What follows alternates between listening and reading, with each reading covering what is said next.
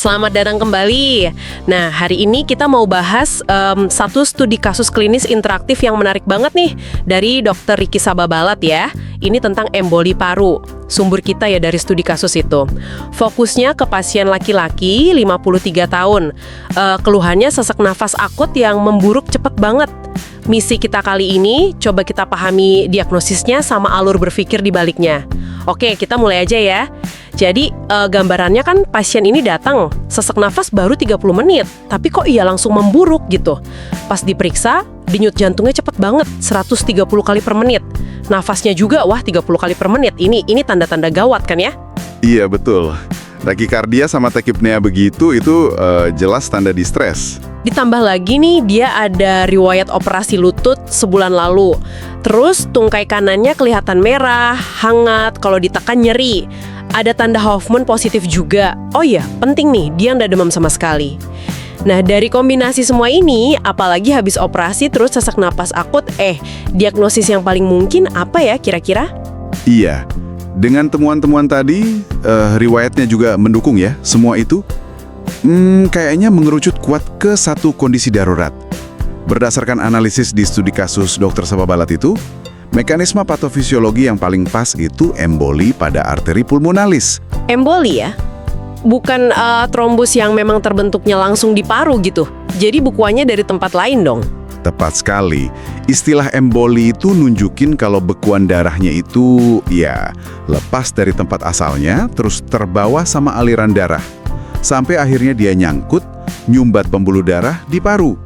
Nah, kalau lihat riwayat operasi lututnya, terus temuan di kaki kanannya itu merah, hangat, nyeri, tanda Hoffman positif, itu semua kuat banget mengarah ke sumbernya dari trombosis vena dalam atau DVT di tungkai itu. Oh, DVT? Iya. Jadi, trombus atau bekuan terbentuk di vena kaki, sebagian lepas jadi embolus, terus jalan ikut aliran darah vena ke jantung. Nah, dari jantung baru ke arteri pulmonalis. Di situ nyumbatnya. Berarti kemungkinan lain yang disebut di studi kasus itu kayak trombus yang primer di arteri paru atau katakanlah robekan aorta jadi kurang mungkin ya? Betul, betul. Trombosis primer di arteri paru itu jauh lebih jarang kasusnya. Terus kalau emboli di vena paru dari DVT, secara anatomi nggak mungkin, alirannya beda. Diseksi aorta juga gejalanya biasanya nyeri dada hebat tembus ke punggung. Ya beda lah, nggak nyambung sama DVT. Kalau aterosklerosis, itu kan proses kronis ya, di arteri. Bukan penyebab akut kayak gini.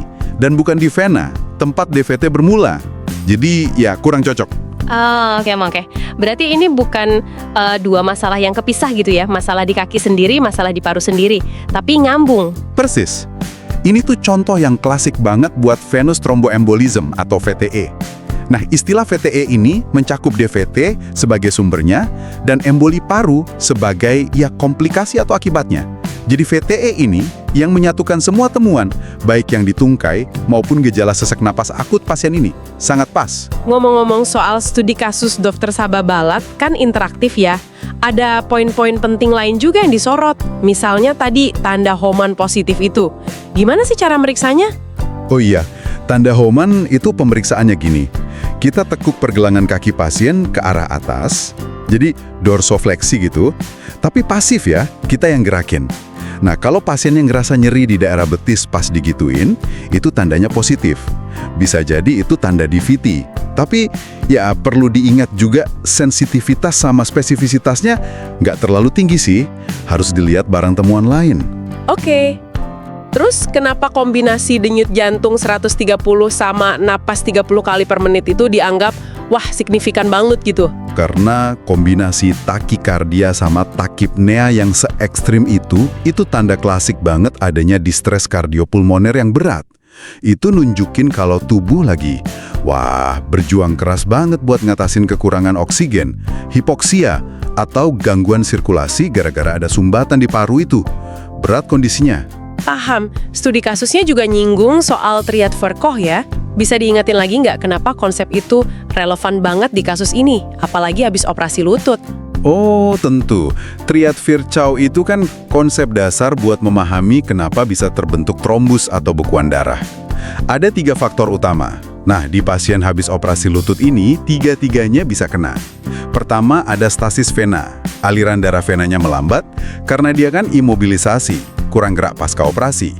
Kedua, ada kerusakan endotel, itu lapisan dalam pembuluh darah venanya bisa cedera waktu proses operasinya. Dan ketiga, ada hiperkoagulabilitas. Jadi darahnya itu jadi lebih gampang beku. Ini respons alami tubuh sih terhadap cedera atau peradangan pasca operasi. Nah, operasi lutut itu bisa memicu ketiga faktor Virchow ini. Makanya risiko DVT jadi meningkat banget. Jelas banget ya kaitannya. Terus bisa digambarin lagi nggak dok alur perjalanan embolus itu?